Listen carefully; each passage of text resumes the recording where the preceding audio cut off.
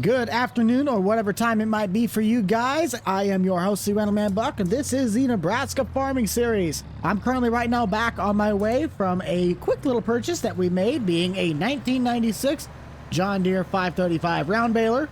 I'll see you guys back at the farm to where we can break down the process of today's episode. And until then, we'll see you guys in just a second.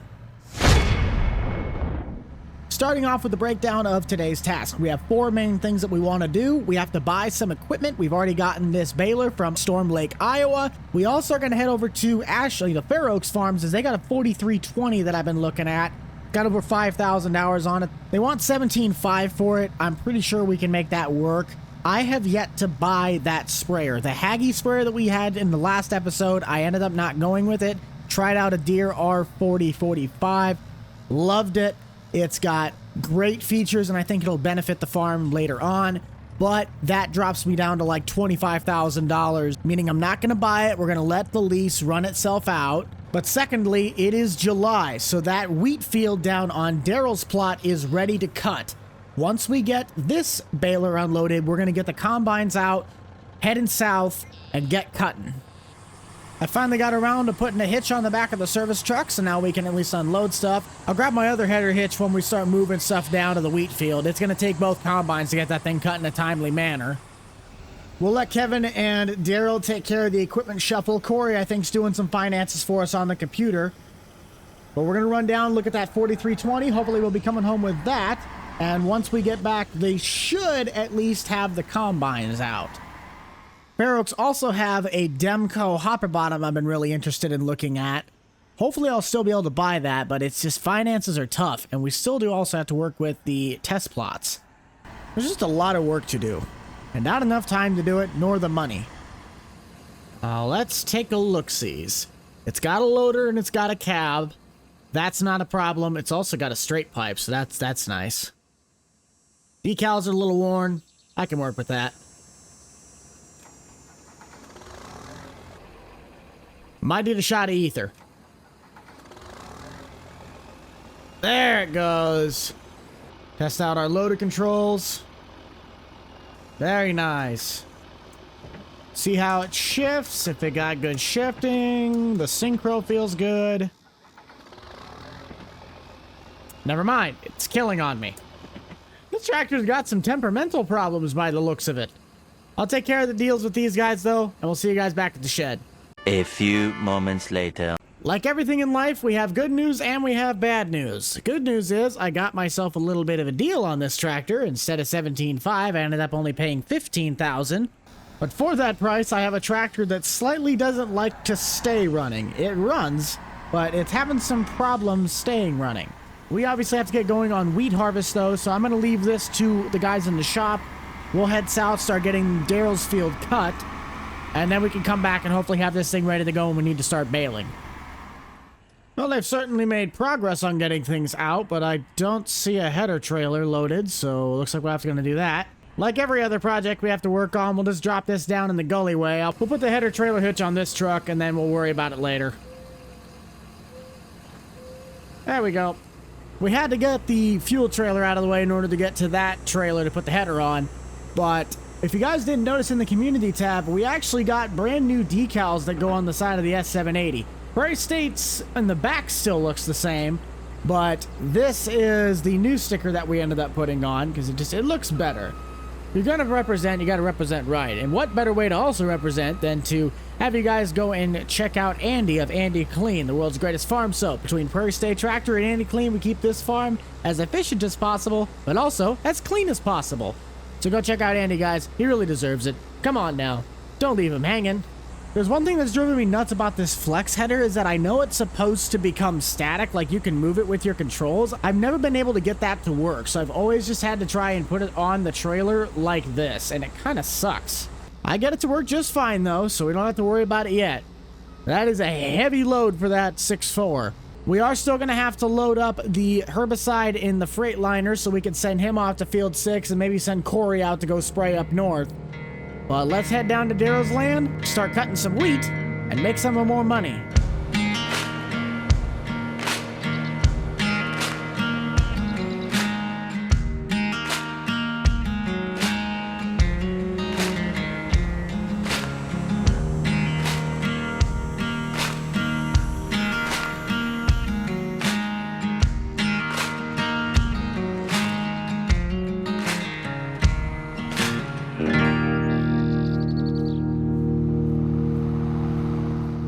With everybody now officially down south, I have the STS being hooked up down at Darrel's shed. We got to make sure the straw swaths are enabled on this so we can actually, pick up some bales. But this is some pretty good yielding wheat by the looks of it. Only have went that far, and yeah, this is already almost at 10%. I'm no genius, but I think 173 bushel wheat is fantastic. Darrell, what on earth did you do to this stuff? Plus, to make matters worse, I can't even render in the whole field. This will definitely make us some extra money selling off these straw bales. I don't know how much it's going to be, but we're also going to have to, of course, split the revenue with Darrell since this is his field. I did not realize that wheat was going to do this well. I really underestimated the yieldage of this stuff. It looks like I'm going to have to go basically get all the trucks if we're going to be harvesting this entire field, though, because that is some big windrows. While I'm doing the headland pass, though, around this thing, I'm going to keep Corey here in the cart, but I'm going to send Darrell and Kevin back, at least to go grab one of the trucks, and then maybe have somebody from in town help us out. I don't know yet. We'll figure out our situation when we get there, but yeah. I don't even think I've gone not even a quarter of the way around the field. How much? Wow. That's going to be a lot of wheat. And that's going to be a really big bale.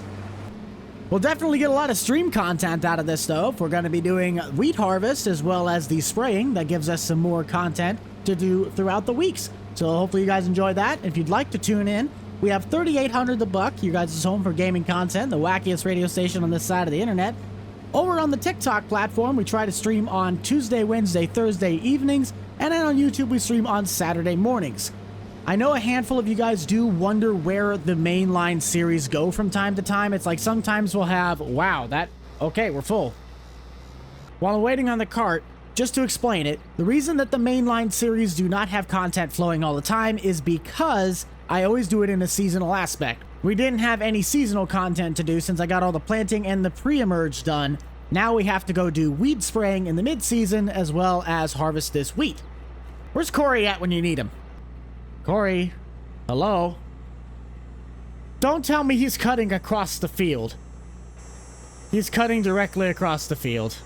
Patrick, you're fired. But I don't even work here. Would you like a job? Why would I? You're fired. That's it, Corey.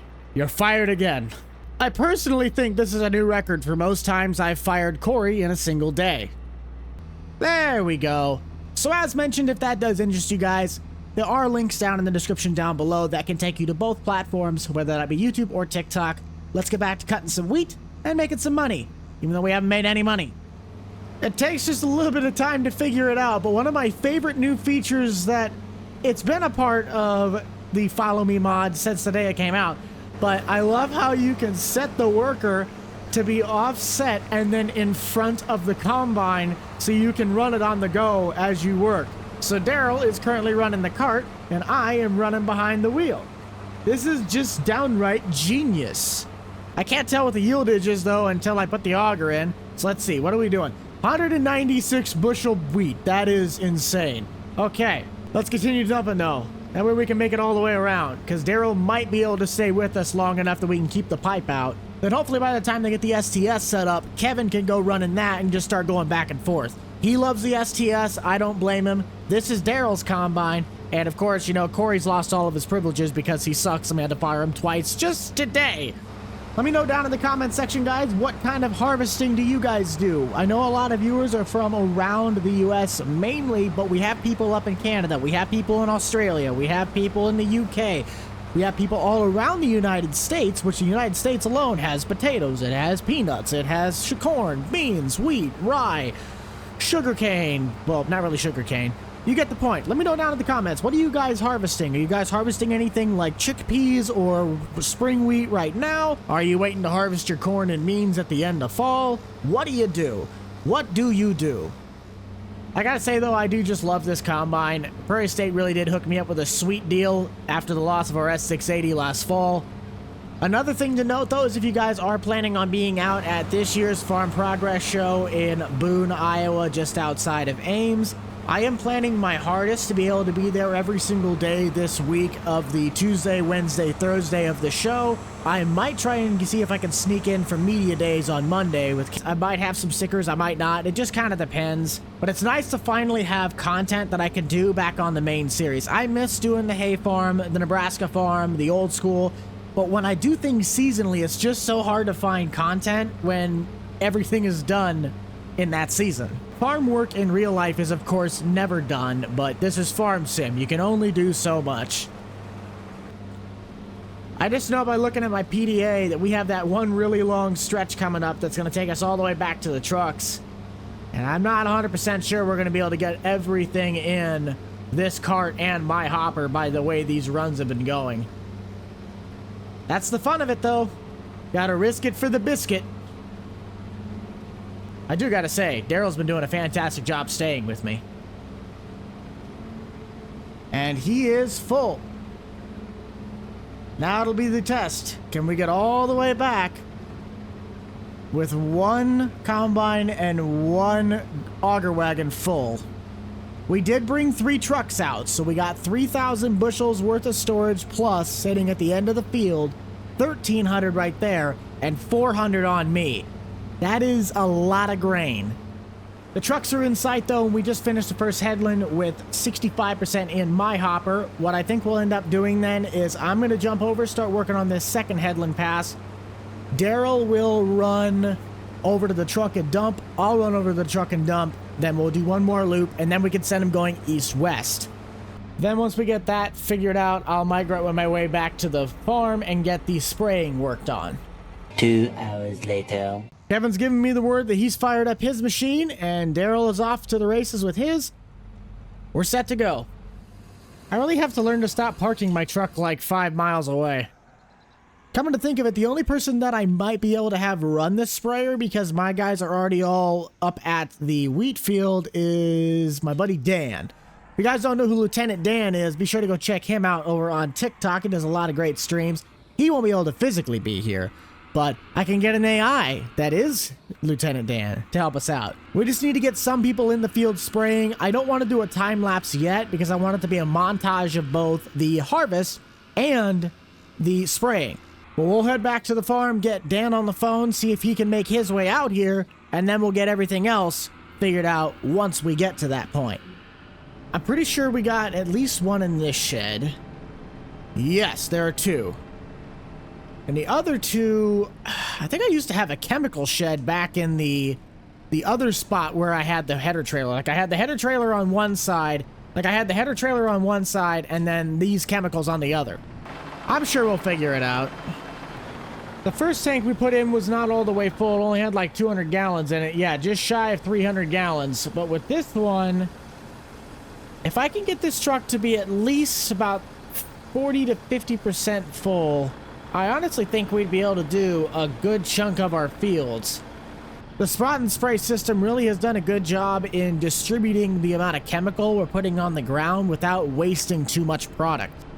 I know my previous sprayer used to have it on there before we got rid of it, and this one now also has it, but we have that dynamic boom flex that we didn't have before. Yes, okay, there's the one behind it though, chemical 2. That'll be the real question.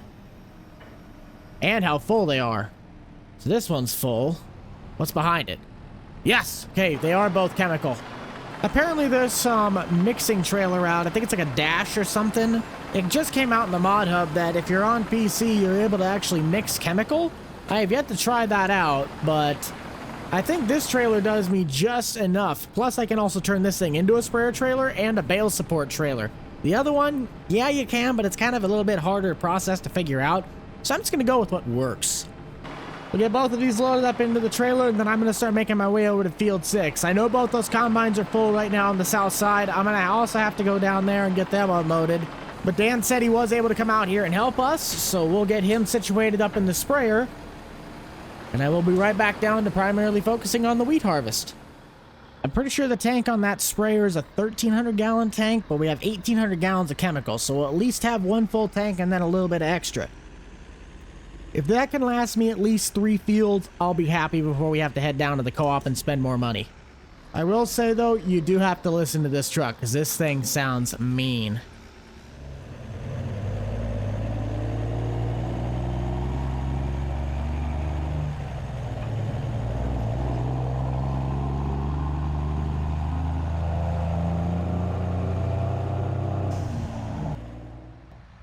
Guess while I am waiting for Dan to show up, we could get this thing filled up with chemical. I can't remember how this thing's supposed to be done. It's always been kind of a pain. You have to load it from the trailer, not the actual implement. It's weird. That actually might be Dan. Yep, that is Dan. Mint. Dan must be the man, or I guess all of my friends apparently decided that Chevy was the vehicle to go with. He could keep replacing his rear end if he wants to, but we'll get it situated and started up. It's an 1,100-gallon tank. Dang it, it's smaller than I thought it was. I think we'll be fine. We're going to be rubbing a lot of the tassels, though, on top of this corn. I'm probably a little late to the party to be doing this. In my opinion, it's a better time than never to at least get the weeds killed on this sucker, so let's do one lap ourselves, and then we'll set Dan up and get some shots of both harvest and this. Just make sure we get our GPS set for the accurate width, so once I do start running back and forth passes, that Dan is already set up. I like it. That looks good. Tank is at 93, so I think our output of the chemicals is going to do us well. Now that we have all of our passes lined up, let's get Dan in the sprayer and get the drones up in the sky. We'll see you guys for a bit of a time lapse. If I could fly right back to where I belong, fly right back to my home, sweet home. If I could, I'd take it all back and fly high up above the open sea into another destiny. I close my eyes and I'm back in your arms, I'd fly.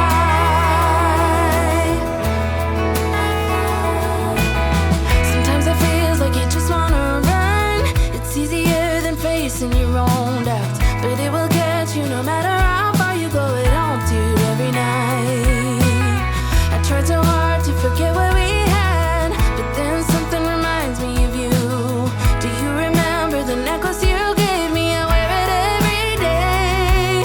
And oh, it's been a long time since we were together, but there's a special place in my heart that's yours forever. If I could fly right back to where I belong, fly right back to my home, sweet home. If I could, I'd fly.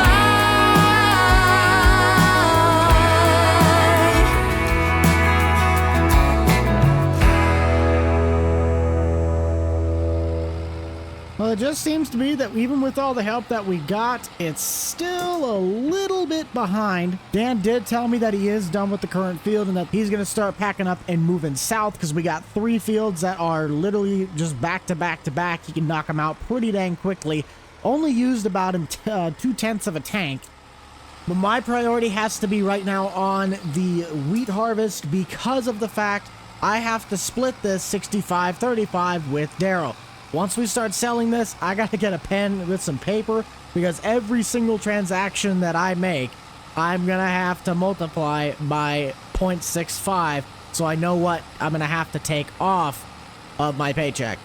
So note to self, don't share farms with people. You don't get all the money. Just got to grab the notepad out of the glove box and I'm going to be doing some math. I don't think we're going to become billionaires by selling wheat, but there's at least a good chance that we might end up getting some money. So 57.25 plus 420, nice. That is 61.45 a hopper for this trailer. Multiply that times 2 and we get 12,290 a truckload with this specific Wilson. Only thing is Darrell's trailer holds a significant amount more. His holds like 400 bushels more than it should. 82.64 plus 607. 88.71 a hopper, equating to 17,742 a truckload. Add those two together and we get $30,032. Times 0.65, my take home is $19,520. I'll probably end up doing the financing like this every time, but that means I gotta write Darrell a check for $10,512. There it is. So let's make our way back to the field, and I actually might head back to the house so I can see if I can get that 4320 worked on. I want to bring it down with the baler to maybe get at least a bale or two. But if that thing's throwing too much of a stubborn wrench in, then that might just be for streaming content of getting those straw bales done later on. Either way, I'm going to get myself back to the field. We'll catch you guys here in just a little bit. A few inches later. Darrell's back out at the combine. I might just call up Dan. I don't want to take one of these trucks back just because we already have taken mine back home. So I'll call Dan. He'll take me home quick and we'll both go look at that tractor. So we'll see you guys back at the farm. Arriving back with Dan's truck, his is not going to be equipped to really tow this trailer, but we'll at least be able to have it on the bump stops to get it back up to the shop. Now this 4320 has been having some major running problems just loading it on the trailer. I think it died probably 5 times.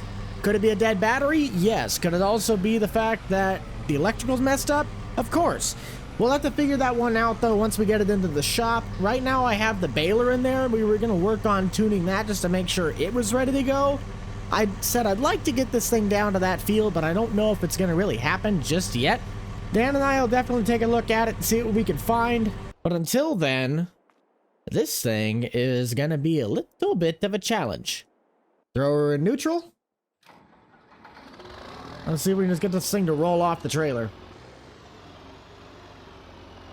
There it is. There you go. Nope, it killed again. Dang it. See what I mean? It just kills. It drives for like 3 seconds and then it dies. I'm not touching the throttle at all. Like that's just, it's killing. Get the trailer out of the way, and I might also move that baler around. I think I have a truck around here that has that trailer hitch, but we'll have to figure it out. This is probably a really stupid idea, and I'll regret it later, but I'm going to try and use the mule. It might be just enough to drag it around. All I have to really do is just get this thing out of the way to be able to work on the tractor. Okay, 4320. What do we need to do to you? We'll start by taking off the front loader. I want to check my... I want to first put a battery in it. Let's first put a battery. I have a demo one somewhere around the shop. And there it is. There's a new battery in. Let's see if this thing will work. It fires just fine. The tractor runs okay. It's the second we put it into gear it kills. Let's try first. Okay, first works. What about fourth?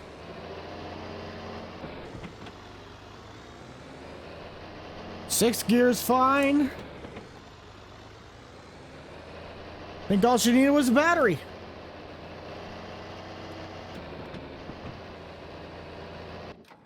Oh, nope. Just killed again. Dang it. Yup, yeah. Oh, yeah. Now it's really having problems. I just limp it back into the shop.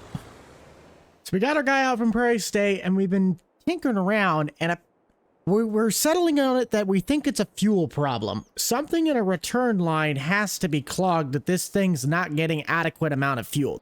All I'm going to say is that we'll keep messing around with this thing to see if we can't figure out what's going on here. Because it comes down to one of two things. One, something's clogged, or two, something's not timed right. Whichever one of those it will be, I guess we'll find out when we get there. I think we finally figured out what our problem was. This little thing right here, it's an injection pump. These things can go bad on these tractors. It's apparently a lot of these happen to go bad. I looked it up, and these got some forms on these things. We'll take it off. We'll see if we can get ourselves a rebuilt one, and put that back on, get all of our cables hooked back in, and see if we can get this tractor to fire. If you adequately aren't getting enough fuel to the motor, then obviously you're not going to be able to keep the thing running. I think that should really all that we needed to do besides a fresh fluid change and checking all of our hydraulic units to make sure tanks are full and seals are good. But this tractor, all it's going to do is just be a beater around the farm. Maybe an auger tractor. Let's try that on for size. I'm pretty sure we fixed the problem. Just got to sneak in between all these other vehicles and just give her a quick run down the road. Seems to be running good now. Get her up to speed. I like that. I like that a lot. Gotta thank our boys for Prairie State. I know I have that big Prairie State F550, but they said they couldn't bring it out because it was already on a call. So they brought out the Silverado. We're seeing a lot of Chevys today, and I'm not liking that. We gotta see more Fords. I will have to admit, this does look a little bit oversized for this tractor. I know the baler uses like 80 horsepower, but this tractor's got over 100, so we are able to at least put the power. It's a matter of if the PTO can keep up with this thing. I know Darrell's got a tractor, so if that's worst case scenario, we can go use that. I just thought this would be a really good little ditch tractor, especially to maybe use it at that Batwing if the 8100 has to be used on something. I know this is going to take me a little bit, but I'm going to get up on it and head down south. I'll just store this thing down at Darrell's house. So wish me luck, because I'm going to need it. Well, it only took me like 12 minutes to get down here, but that new injection pump really is working wonders. I haven't had a single problem with this thing. I'm going to do just a little bit of a pass. I want to see how much straw is really going to be coming out of this baler. And then I'm just going to park it down at the shed until we get the rest of this field done. I don't know if they're still going or not. I'd hope they are, but it could be time for lunch for them because it is 12:40, almost 1. So let's drop the pickup and see what we can get for straw out of this field. Or if this tractor is even able to actually pull this baler, because this is a lot of straw. Drop it into 5th and give her the beans. Or in this case, the straw. Oh, she's got plenty of power. And surprisingly, it's not feeding nearly as much into the housing as I thought it would. You gotta just love these old tractors, though. They just get up and go. I got real confused there for a minute. The beeping kept going off and it wasn't picking anything up, but I had some in the bucket so it wasn't registering. Let's look at that beautiful straw bale. Nice. Well, as stated, I'm not going to worry about that all right now. I'm going to put this back down at the shed. We got a lot of cutting still to do. I might run up here with Darrell's tractor. My bucket does not have forks on it, but I think his does. I think his is a handmade one, if I'm correct.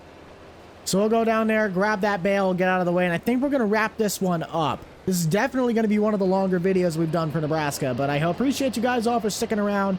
Let's grab that bale out of the way quick, and then we'll show back up and finish out the video. I also forgot that he has a gooseneck trailer. Not sure what he's going to haul that with yet. Darrell was telling me, he's like, hey, I'm going to bale that entire field with this trailer, with this baler. I'm like, that's your funeral, bud. You let me know when you do that. This tractor would be a lot smarter to run on the baler probably, but that 4320 is pulling it just fine. And in reality, if it's this tractor loads bales while the other tractor does the baling, I'm completely fine with that. I think I could technically put this bucket on the 4020, so that could be the loading tractor, but I don't know if that's going to have enough weight to pick these sides of bales up. We need to get some sort of a counterweight, and this tractor has at least got a wider base and it's just more sturdy. Set the forks in the bucket and get this bale out of here. Oh yeah. Not even phasing the tractor with this thing. I think we'll just keep this as our bale loading tractor. I can tell you this is definitely going to be souping up to be one of the longer projects we've done. This field might not seem too big, but once we start getting into this kind of work, oh boy. Especially depending on how long it takes us to do all the straw work and baling and finishing up, selling. But that'll come for another time. So thank you guys all for tuning in to this wonderful episode on the Nebraska Farm Series. I appreciate you all tuning in once more. Be sure to check out the Boomstick Club for all the up-to-date content from me and the gang. You guys already know who is in it. I'm going to get back up to the field and continue harvesting with the boys. We'll see you all in the next one. This is the Rental Man out.